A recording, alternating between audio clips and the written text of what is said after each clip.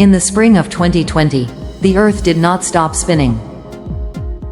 But the machinery that keeps human civilization alive simply shut down.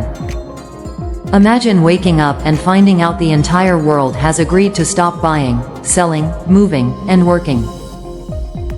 Not for a day. For months. This was not just a health crisis. It was a synchronized heart attack for the global economy. Within a matter of weeks, global stock markets wiped out trillions in value. The panic was entirely logical. The modern financial system is built on velocity. Money has to move. You buy a coffee, the shop pays the supplier pays the farmer buys a tractor. When you lock half the global population inside their homes, that velocity hits a brick wall. And when money stops moving, the system collapses. In April 2020, a number flashed on trading screens that literally broke the minds of veteran investors. The price of a barrel of crude oil dropped to -$37. Oil producers were actually paying buyers to take the fuel off their hands because humanity had stopped moving, and every storage tank on Earth was full. That is what the sudden death of a global supply chain looks like. But the system didn't die.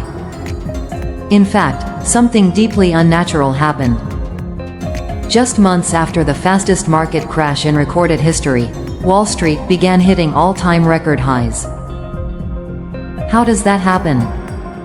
How does a global economy freeze, yet the financial markets skyrocket? To understand this, you have to look past the news headlines and look at the basement of the financial system. The central banks. When the global economic engine seized up, the Federal Reserve and other world governments realized they were staring down the barrel of an economic depression that would make the 1930s look mild. They could not physically force factories to reopen or people to travel. So, they decided to do the only thing they had the power to do. They flooded the dying engine with money. They deployed a financial bazooka known as quantitative easing. But let's drop the textbook definition.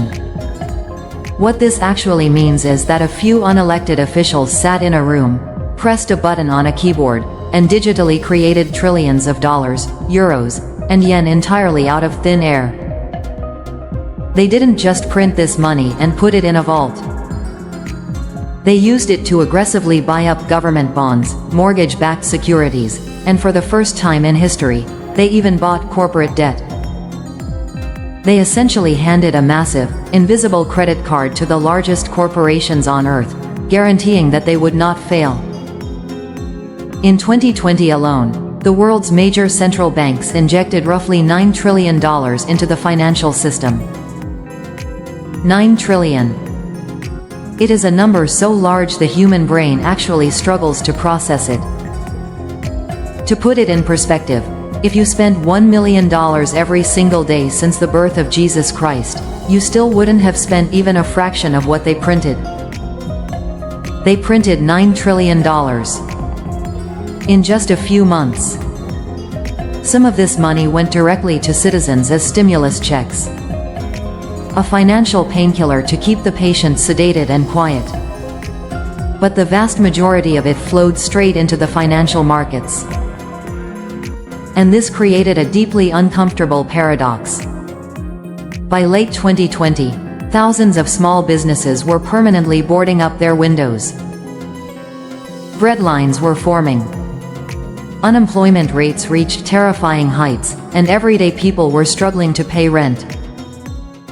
Yet, the stock market was minting new millionaires every single day.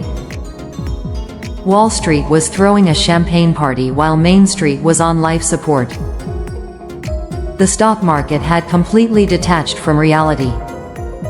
The financial intervention worked. The panic stopped. The crisis appeared to be solved. But there is a dark, unavoidable law in finance. There is no such thing as a free lunch. You can print currency.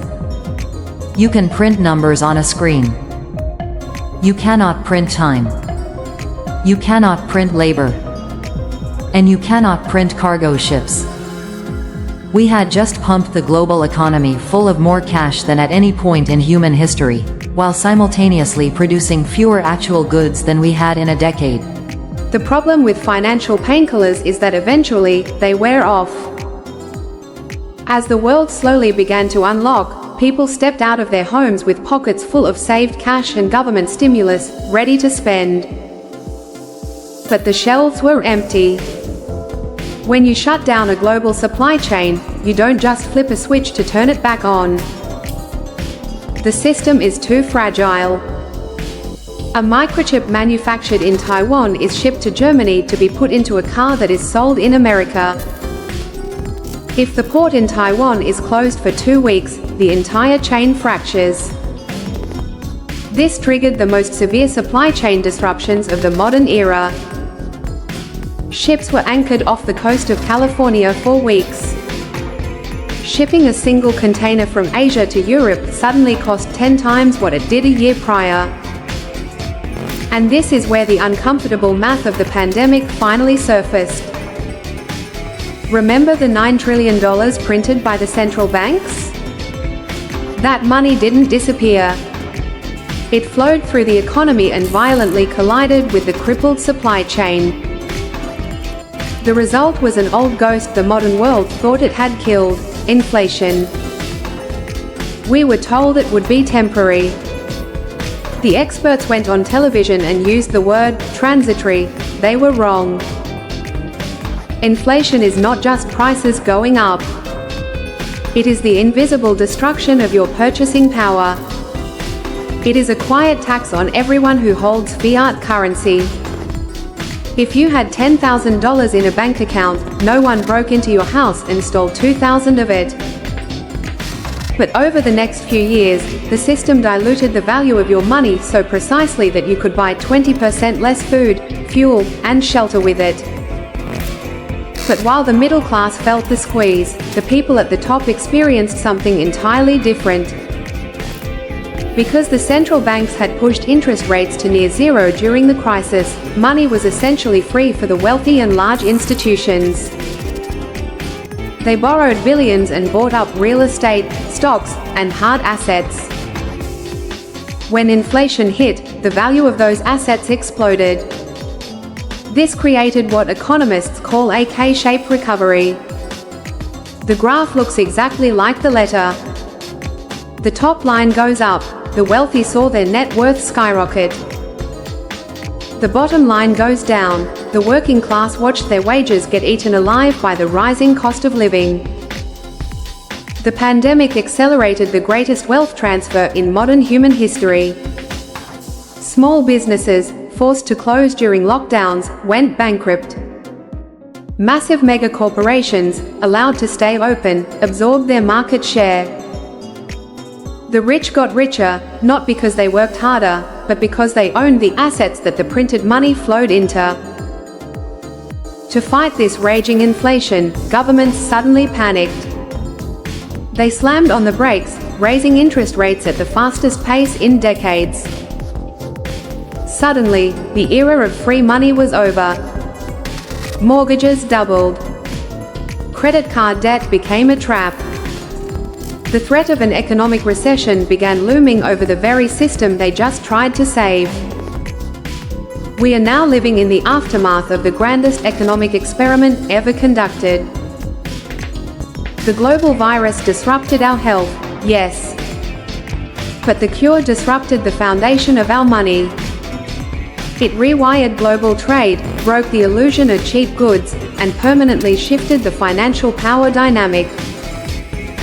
The virus has faded from the front pages. But the financial mutations it left behind are permanently coded into our wallets, our mortgages, and our grocery bills.